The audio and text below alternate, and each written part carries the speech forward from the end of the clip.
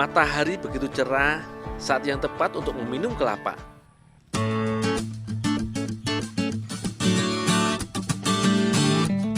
Ternyata kelapa yang ada di pohon masih terlalu muda. Tak apalah, yang penting dapat menuntaskan dahaga.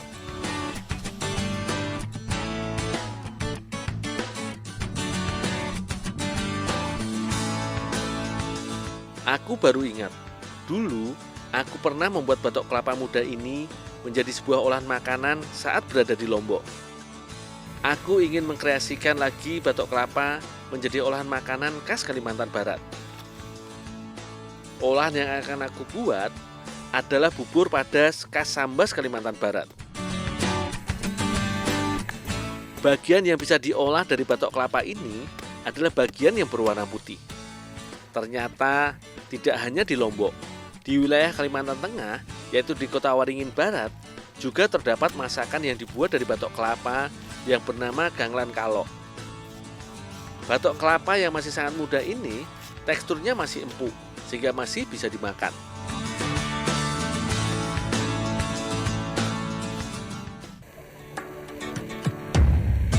Nah, ini dia Bu Rabuna yang sedang menyiapkan sayur yang akan dicampurkan ke dalam bubur.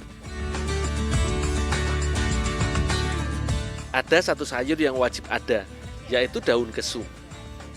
Daun kesum disebut juga daun laksa.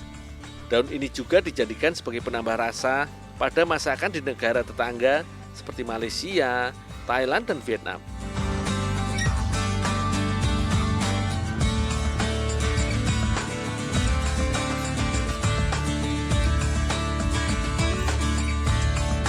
Ini merupakan salah satu pembeda bubur ayam Jakarta dengan bubur padas. Bubur ayam Jakarta hanya menggunakan beras saja. Namun bubur padas haruslah menggunakan tambahan kelapa parut. Kelapa parut ini akan disangrai dengan beras. Dengan begitu, rasa bubur akan lebih gurih dan nikmat. Permisi, Bu. Iya, Duk. Masuk, Landul. Ini Bu buat yang bubur pedas. Oh, bubur pedas, Bu. Ya. Bu, boleh nggak, Bu? Kalau bubur pedasnya, Bu, saya inovasiin, Bu. Ditambahin air kelapa sama batok kelapanya, Bu. Bisa, itu lebih enak. Oh, ya, Bu. Ya. Beras dan kelapa parut ini disangrai hingga kecoklatan.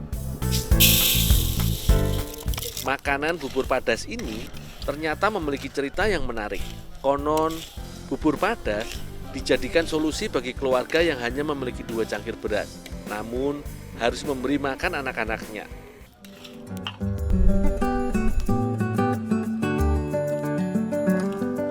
Agar cukup dimakan oleh keseluruhan anggota keluarga, beras dijadikan bubur, lalu ditambahkan dengan 40 macam daun yang ada di hutan, sehingga bubur menjadi lebih banyak.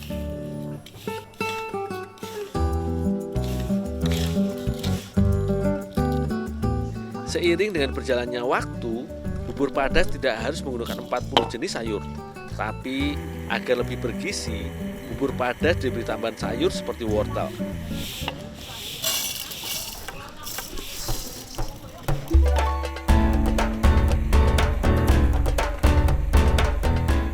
Beras dan kelapa parut ditumbuk hingga halus. Tidak hanya ada di Pontianak, masakan khas Melayu ini juga dapat ditemukan di negara tetangga Malaysia. Rempah-rempah yang digunakan untuk membuat bubur padas cukuplah banyak. Lada hitam, bawang merah, bawang putih, serai, lengkuas, laos, dan juga jahe.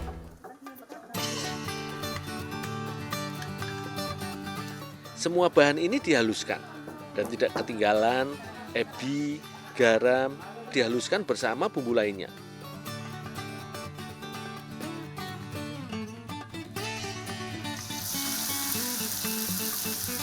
Ketika sudah tercampur semua, bahan-bahan ini ditumis.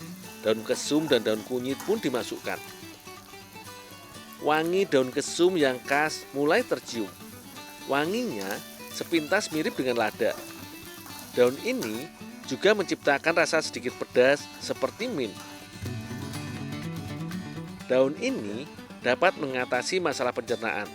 Biasanya Ibu yang baru melahirkan juga mengkonsumsi daun kesum agar badan lebih wangi. Sayang rasanya kalau air kelapa dibuang begitu saja.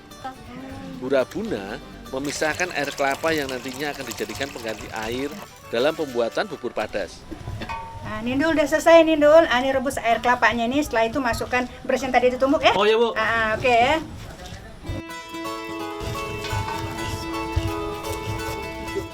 Tekstur tempurung kelapa yang sangat muda masih empuk, sehingga tidak sulit untuk mengolahnya menjadi makanan. Walau begitu, agar mudah dimakan, Bu Rabuna merajangnya kecil-kecil. Ternyata, air rebusan dari tempurung kelapa dapat menjadi obat bagi penderita diabetes. Sedangkan tempurung kelapa yang sudah jadi arang dapat dijadikan sebagai obat diare ataupun keracunan. Air kelapa dimasak hingga matang terlebih dahulu. Barulah tumbukan beras aku masukkan ke dalam panci.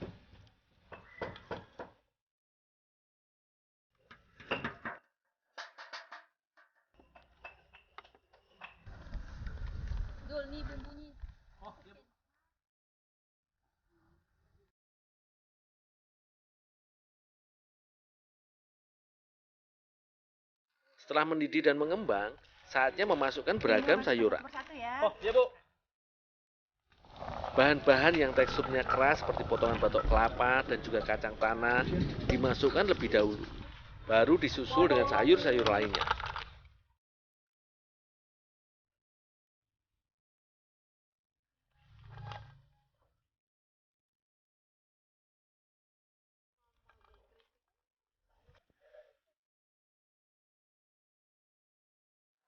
Bubur dimasak hingga mengental. Wangi daun kesum yang khas sudah mulai tercium. Rupanya, benar kata orang-orang, wangi daun kesum membuat siapa saja yang menciumnya jadi lapar.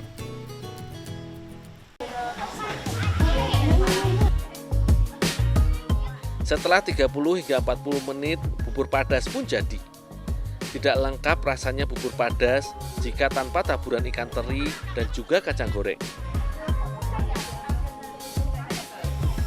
Saya duluan ya. Ya. Kelapa muda.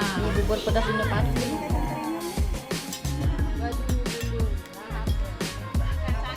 Rasa bubur padas benar-benar enak. Ada rasa gurih dari air kelapa, tapi juga ada rasa asin dari ebi dan juga rempah-rempah lainnya. Bubur padas benar-benar bubur yang menyehatkan. Daun kesumnya nih yang bikin rasanya khas banget.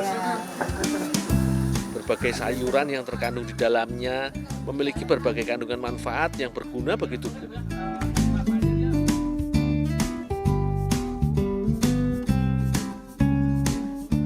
Makanan ini cocok sekali bagi anak-anak yang susah makan sayur, karena rasa sayur dalam bubur ini tidak terlalu mendominasi.